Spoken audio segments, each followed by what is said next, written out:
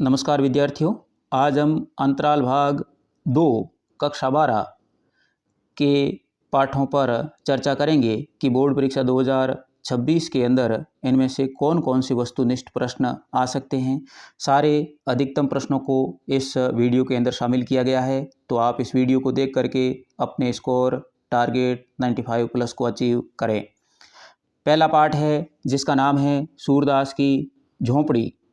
इसके प्रश्नों पर चर्चा करते हैं। तो पहला प्रश्न है, सूरदास की झोंपड़ी पाठ के लेखक है वो कौन है? तो मुंशी प्रेमचंद है वो इस पाठ के लेखक है। दूसरा प्रश्न, सूरदास की झोंपड़ी प्रेमचंद के किस उपन्यास का अंश है? तो यह रंगभूमि उपन्यास का एक अंश है। अगला प्रश्न, सूरदास की झोंपड़ी में आग है वो किसने लगाई थी? तो आग है वो भैरव ने लगाई थी, जो जगदर का घनिष्ठ मित्र था। सूरदास के बेटे का क्या नाम था? तो मिठुआ है वो इनके बेटे का नाम था। सूरदास आंखों से बिल्कुल अंधा था और भीख मांग करके अपना गुजारा चलाता था। जो कोई 100 लाख बार झोंपड़ी को आग लगा दे, यह कथन किसका है? तो यह कथन मिठुआ का है, जो सूरदास से कहता है। हम 100 लाख बार बनाएंगे, यह कथन किसका है? तो यह कथन सूरदास का है, जो मिठुआ के प्रत्युत्तर के अंदर देता है। तुम्हारी तरफ से मेरा दिल है वो साफ है, सूरदास ने यह कथन किसके संदर्भ में कहा था? तो यह कथन जगदर के संदर्भ में कहा है, यानी जगदर को कहा है कि भाई तुम्हारी तरफ से मेरा दिल साफ है, तुमने झोंपड़ी में आग नहीं लगाई। सुबागी है वो किसकी पत्नी थी? तो सुबागी भैरव की पत्नी थी।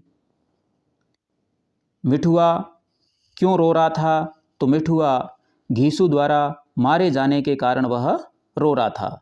दूसरा पाठ है बिस्कोहर की माटी। दूसरे पाठ का नाम है बिस्कोहर की माटी। इसका पहला वस्तुनिष्ठ प्रश्न है, बिस्कोहर की माटी पाठ के लेखक है वो कौन है? तो विश्वनाथ त्रिपाठी इस पाठ के लेखक है।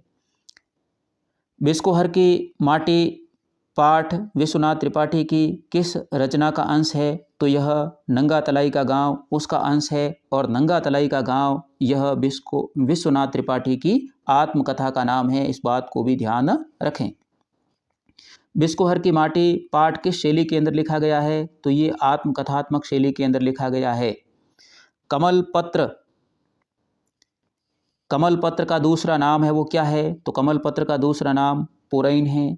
भसीण किसे कहते हैं? तो कमल नाल को भसीण कहते हैं, जो अकाल के अंदर खाने के काम आती थी। कोइया है वो क्या है? कोइया एक जलीय पुष्प है, जो पानी से भरे हुए गड्ढों के अंदर पाया जाता है। कोइया का दूसरा नाम क्या है? तो कोइया का दूसरा नाम कुमुद है, यानी इसको कुमुद भी कहते हैं। सुजनी किसे कहते हैं? तो सुजनी सुई की डोरी से बनी हुई जो पुराने कपड़ों की गूदड़ी होती है, कथड़ी होती है, उसको सुजनी कहा गया है। डोढ़ा और मजगिदवा किस प्रजाति के हैं? तो डोढ़ा और मजगिदवा ये दोनों सांप की प्रजातियां हैं। निम्न में से सांप की कौन सी प्रजाति 2 मुंह वाली होती है? तो भटिया है, यह 2 मुंह वाली होती है। खेतों में पानी देने के लिए बनाई जाने वाली छोटी नालियों को क्या कहा जाता है? तो छोटी नालियों को बरहा कहा जाता था। बिस्कोहर की माटी पाठ में बतिया का अर्थ क्या है? तो बिस्कोहर की माटी पाठ में बतिया का अर्थ है फल का अविकसित रूप, जो पूर्ण रूप से पका हुआ या विकसित नहीं हुआ है। अगला और इसका अंतिम पाठ, जिसका नाम है अपना मालवा खाऊ उजाड़ू सभ्यता में, प्रभास जोशी के द्वारा लिखा गया है। इसके वस्तुनिष्ठ प्रश्नों में पहला प्रश्न है, अपना मालवा खाऊ उजाड़ू सभ्यता में स्तंभ किस अखबार से लिया गया है? तो यह जनसत्ता से लिया गया है। अपना मालवा खाऊ उजाड़ू सभ्यता में स्तंभ के लेखक कौन हैं? तो प्रभास जोशी इसके लेखक है। अपना मालवा खाऊ उजाड़ू सभ्यता में पाठ की मूल समस्या क्या है? तो इस पाठ की मूल समस्या पर्यावरण संबंधी चिंता है कि उद्योग धंधों से पर्यावरणीय संतुलन है वो बिगड़ गया है, प्रदूषण का स्तर है वो बहुत ज़्यादा बढ़ गया है।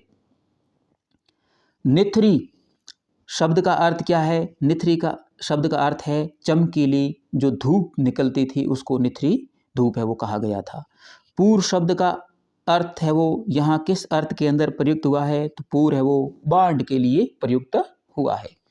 अपना मालवा खाऊ उजाड़ू सभ्यता में स्तंभ है वो कब प्रकाशित हुआ था, तो यह 1 जनवरी 2006 में जनसत्ता अखबार के अंदर प्रकाशित हुआ था। क्वार शब्द का अर्थ है वो क्या है, तो क्वार शब्द का अर्थ है मानसून के जाने का महीना, वह क्वार है वो कहलाता है। अपना मालवा खाऊ उजाड़ू सभ्यता पाठ में सदा नीरा का अर्थ है वो क्या है, तो सदा नीरा का अर्थ है निरंतर बहने वाली जो नदियां हैं उनको है वो यहाँ पर लेखक ने सदा नीरा है वो कहा है। धन्यवाद। इसके साथ अंतराल भाग 2 के सारे प्रश्न है वो समाप्त हुए।